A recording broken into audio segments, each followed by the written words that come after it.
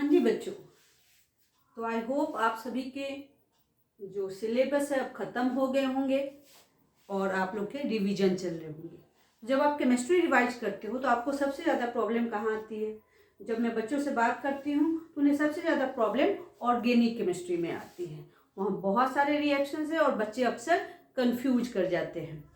तो organic chemistry को कैसे रिवाइज करना है आज के वीडियो में मैं ये बताऊंगी। तो जब आप ऑर्गेनिक केमिस्ट्री को रिवाइज कर रहे हैं तो आप उसको टॉपिक वाइज रिवाइज करें, क्योंकि टॉपिक वाइज क्वेश्चंस पूछे जाते हैं। तो यहाँ मैंने कुछ लिस्ट बनाई है, आप उस टॉपिक पे ध्यान दें और टॉपिक वाइज रिवीजन करें। फॉर एग्जाम्पल कि सबसे पहला जो आपको ध्यान देना है वो किस पे देना है? नेम रिएक्शंस पे ध्यान देना है। आप ओनली एंड ओनली एनसीईआरटी को प्रेफर करें। एनसीईआरटी के जितने भी नेम रिएक्शंस हैं आप इसको सेपरेटली पेज पर लिख लें, सारे नेम रिएक्शंस। जब आप नेम रिएक्शंस करते हैं तो वहां से आपके डिफरेंट टाइप ऑफ क्वेश्चंस पकड़ में आ जाते हैं, जैसे फिलिप्स है, व्हाट हैपेंस व्हेन है, इस तरह के क्वेश्चंस भी पकड़ में आ जाते हैं। जब मैंने मॉडल टेस्ट पेपर आपका सीबीएसई ने जो लेटेस्ट मॉडल पेपर सेंड किया है, मैंने उसको रिवाइज किया तो मैंने देखा कि कम से कम 4 to 5 मार्क्स के क्वेश्चंस आपके नेम रिएक्शन से आए हुए हैं। 3 मार्क्स के डायरेक्टली और 2 मार्क्स के या तो फिलिप्स के फॉर्म में या फिर एमसीक्यू के फॉर्म में। तो सबसे पहले आपको क्या रिवाइज करना है? Name reaction. Then second one आपको रिवाइज करना है डिस्टिंग्विश टेस्ट। आपके एनसीईआरटी में जो डिस्टिंग्विश टेस्ट है से प्राइमरी अल्कोहल सेकेंडरी अल्कोहल में कैसे आप डिस्टिंग्विश करेंगे, आप प्राइमरी और सेकेंडरी एमीन्स में कैसे डिस्टिंग्विश करेंगे, तो इसके लिए कुछ टेस्ट गिवन है, जैसे कार्बाइलामाइन टेस्ट है आपके पास, हिंसबर्ग टेस्ट है, लुकास टेस्ट है। तो इस तरह के जो हेलोफॉर्म टेस्ट है, तो इस तरह के जो टेस्ट है इनकी एक लिस्ट बनाइए और फिर सारे डिस्टिंग्विश टेस्ट आप रिवाइज करिए। डायरेक्ट क्वेश्चंस भी आते हैं और एमसीक्यू के फॉर्म में भी मैंने क्वेश्चंस देखे हैं इस टॉपिक से। नेक्स्ट जो है आपका कि गिव रीजन। अब गिव रीजन आपके हर एनसीईआरटी चैप्टर जो 4 चैप्टर है आपके ऑर्गेनिक केमिस्ट्री में, उसके एंड एक्सरसाइज में आपको गिव रीजन वाले क्वेश्चंस मिलेंगे कि कैसे ये क्या हो रहा है, इसके क्या कारण है। तो ये गिव रीजन वाले क्वेश्चन है, कम से कम 6 मार्क्स के आपके गिव रीजन से क्वेश्चंस आते हैं।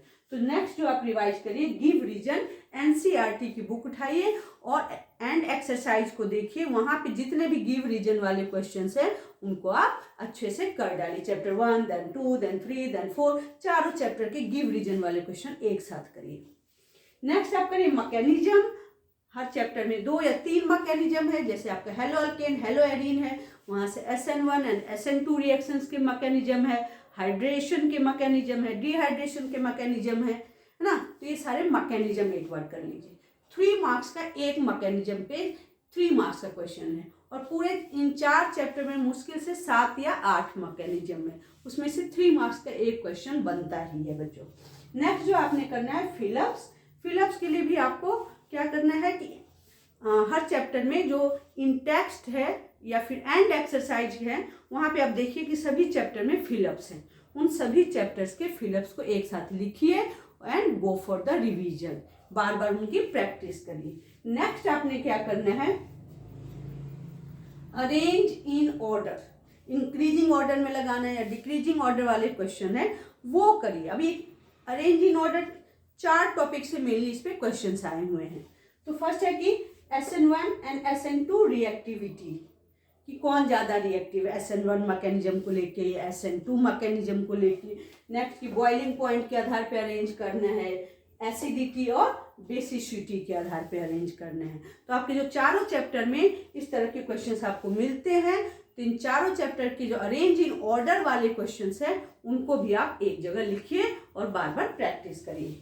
नेक्स्ट आपने बहुत ही इंपॉर्टेंट काम करना है, list of oxidising agent and reducing agent बनानी है। ऑक्सीडाइजिंग एजेंट और रिड्यूसिंग एजेंट की क्या बनानी है?